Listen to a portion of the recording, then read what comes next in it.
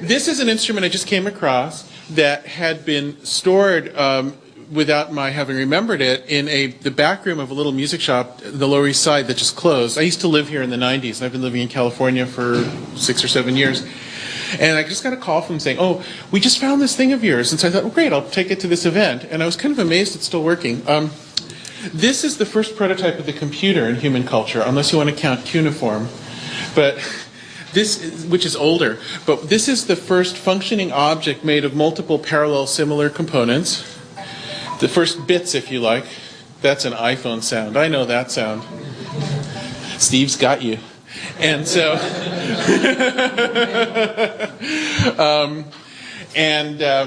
this particular one's from Laos, but there are other similar ones that have been around for about 7,000 years, so far as we can tell. And it's a miniature organ, if you like. And in fact, it's the direct ancestor of the European organ. These were traded across the spice route.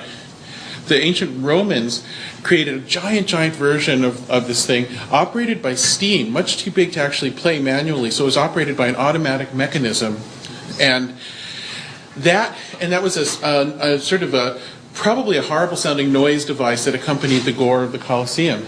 And that thing, because it was automatic, turned into the early pipe organ, which amazingly, the early pipe organ was an automatic instrument, not a manual one.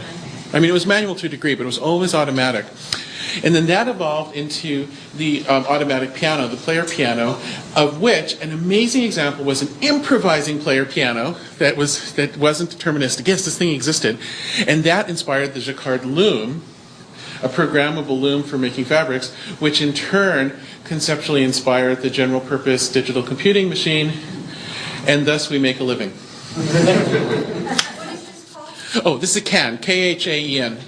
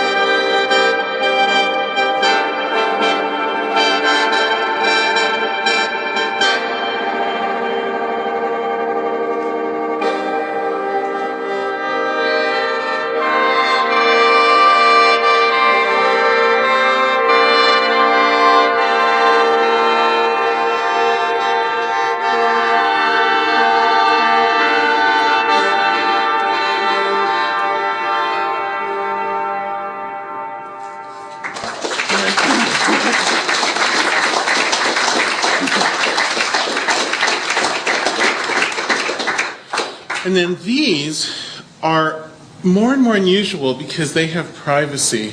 They have evaded the internet. These are some flutes that resemble some things played in the backwoods of the Ukraine, or I guess it's Ukraine now.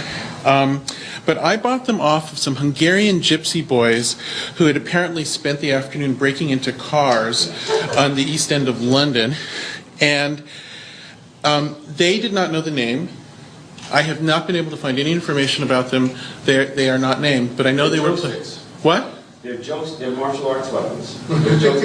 I use them. You might want to use a different model than this if it ever really comes down to it, because these are pretty fragile.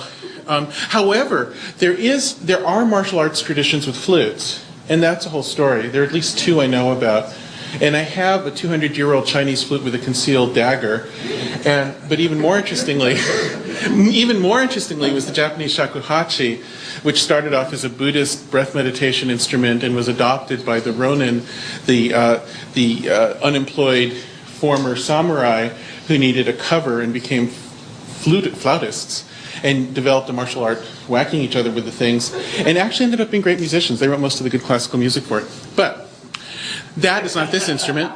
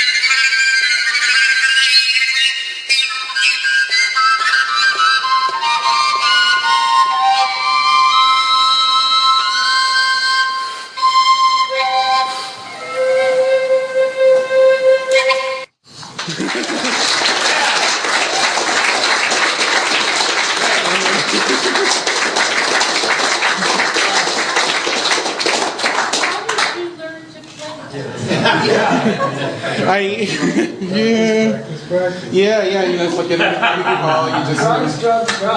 But you said that the Gypsy Boys demonstrated that thing for you. Yeah, I have to say both of these styles are my own styles. I invented the styles. When I play this style in Laos or Northeast Thailand, it really strikes the people there as incredibly exotic. It's really like taking somebody who's been in a cloistered monastery their whole life and dropping them into Burning Man, I think. They just are completely unable to understand what I'm doing. And then this one, I'm using a style that's a little bit like a gypsy style I've heard on a single flute. I just made up the double flute technique entirely. I really don't know. The truth is these kids weren't very good at it. So they were probably better at breaking into cars. They seem pretty well dressed. How would the native people play the other instrument? This one? Yeah. There are a few different styles on it. There's an almost folksy, it's almost like a banjo, let me see if I can.